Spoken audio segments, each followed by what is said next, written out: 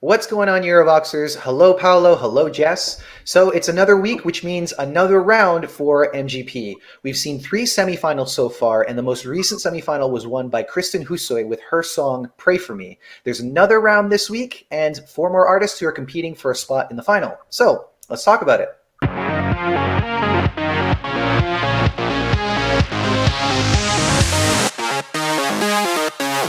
So before we get into the acts that are competing for a spot this week, let's talk about last week. Jess, what did you think of Kristen?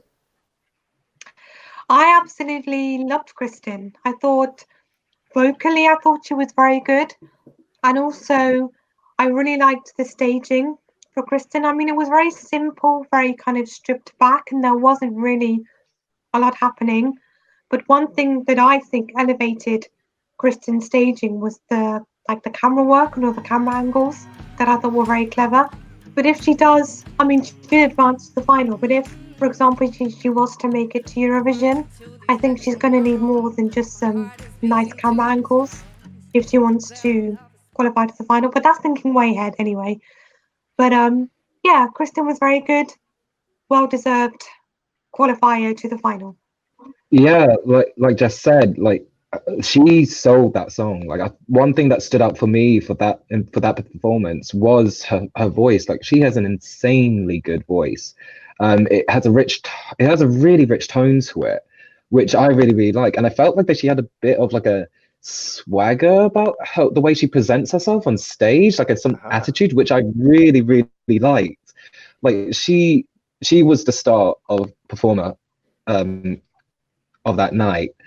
And I feel like she sold that song to the best of her abilities, and I thought that she did really well on that. And the song was very simple, and the staging was also very simple. And yeah, I thought it was a well-deserved winner. It's always nice to see when simplicity is all that you need. As you guys said, all the components work. The camera angles. I really liked how it opened with having her backlit and a little bit of smoke. It fit very well, and even little details like when they started clapping, it all just felt it felt like something that you could see on stage anywhere you are. There wasn't any kind of part of the staging that the song was leaning on. I think I feel similarly to you, Jess, in that I think that there is going to need to be something that brings the performance up a little bit. But in my opinion, I think it's within the actual performance herself. I do think that she has a great voice. I think the song is really catchy. It was one of the ones that was stuck in my head afterwards. But I think that she could probably take it up a notch, because there are some moments where the energy does seem to drop off. But there's lots of time to take things up further, and of course we don't know yet whether or not there is going to be another contender that's going to blow the roof off.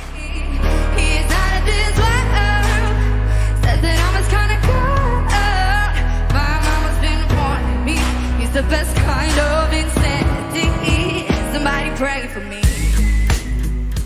Now, Kristen wasn't the only one who was on our radar last week. Jess, I remember that you were cheering for C. Guba as well. How did you feel about their performance? I was. Yeah, they were my joint favourites along with Kristen last week. Well, I mean, I think vocally they were very good on stage, and they came across as kind of very professional on stage, like seasoned performers. But for me, the staging was a bit of a letdown, because they were just kind of standing there singing and performing, which I know doesn't sound very unnormal, but considering they had this very sort of upbeat, up-tempo kind of song, this very kind of cheesy song in a way, I felt like there wasn't enough happening on stage, and I felt like the kind of poppy, traditional cheesy element wasn't represented on stage. It was a bit too serious in the staging, which maybe is one reason why they never qualified.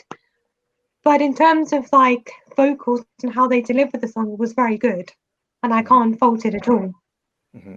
And it should also be mentioned that they won the first round against Alexandru in his song Pink Jacket. So people clearly enjoyed the performance. They enjoyed it enough to vote for them through to the final duel. I think that you've mentioned a lot of good points as well. What I said last week was that the song felt like something that you would hear at a Norwegian folk festival, or if you were going to Norway, sitting in a bar, which is great for what it is. But I think that when it comes to this kind of a competition, you need to take it up a little bit more. You need to bring that energy through the camera so that the people at home feel it.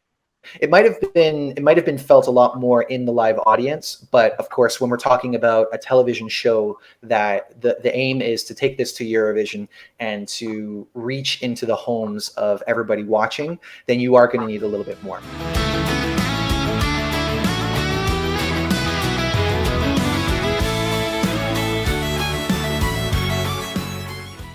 So now let's take a listen to the songs that are competing for the 4th of 5 spots in the final.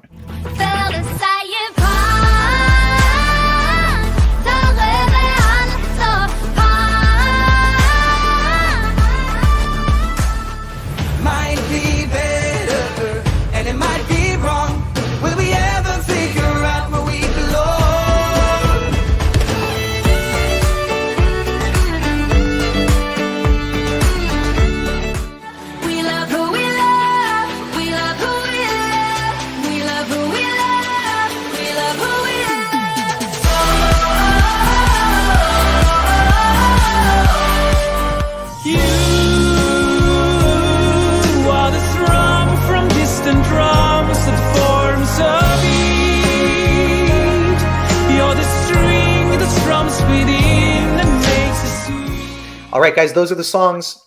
Paolo, take it away. Which is your favorite? So my favorite was Magnus Botten, Over the Sea. I wrote in my notes, violin, key change, I'm sold. I thought this just made me smile when I was listening to this song. Like, it's a really cute song. Like, I thought it was very catchy. I thought it was sung very well. I'm not usually into this sort of like country-esque style, but I just thought it would just really work with his voice and the layout of the song and the violin. And I thought that the lead up to the chorus just felt really powerful. It had a build which I just thought really worked with the song. And with all the songs that are on the semi-final, sorry, this definitely just stood out by a mile, for sure. Yeah, so Magnus is my favorite of this semi-final. Mm-hmm. Now, we should mention that this isn't a song that's made by Eurovision newbies. There's actually 2 familiar faces. Jess, who are those faces? So they are Alexander Rybak, who I'm pretty responsible for the violin part. And then there's Joust. Mm-hmm. I'm not quite sure what part he's played, but 2 big names. Mm-hmm. He might have produced it, because Joust is, of course, a producer. Oh, yeah. Mm-hmm. Yeah. So your thoughts on Over the Sea? Yeah, so Over the Sea was had 2 favorites. It was one of my favorites. And I pretty much agree with everything that Paolo said. It's a very kind of nice, happy sounding song that just immediately lifts your mood. The violin part is very lovely. It's got a key change. I love a key change. It's just overall a very pleasant song to listen to. A very simple, pleasant song that is lovely. Mm-hmm. And I don't know what else to say. Well, you mentioned the second one. So what's the second one? So my second favorite was Loves You. No, sorry, I've got this wrong. Love Who We Love by Oda Loves You. This song, it's very poppy, it's very dancey, slightly cheesy, which is my musical taste down to a T. It's a song that's going to make you want to get up and dance, get up and sing along maybe, or at least in my case anyway. It's very kind of catchy, very fun, very upbeat. The only negative I do have of the song is that the chorus is very repetitive, because she basically just repeats the same line over and over again. And the chorus is a bit of a letdown, but the rest of the song, in my opinion, my personal opinion, is great. And I love it. And I think I would probably want to see this one maybe qualify over the other one that I mentioned that I've forgotten the name, Over the Rainbow, Over the Sea. See. Yeah. Let's see. I think if I had to pick one of them as my ultimate favorite, it might be Oda Loves You. Yeah. But the staging could change all of that. Yeah, and that's always the case. Everything changes when we see the program and we see what the potential is there.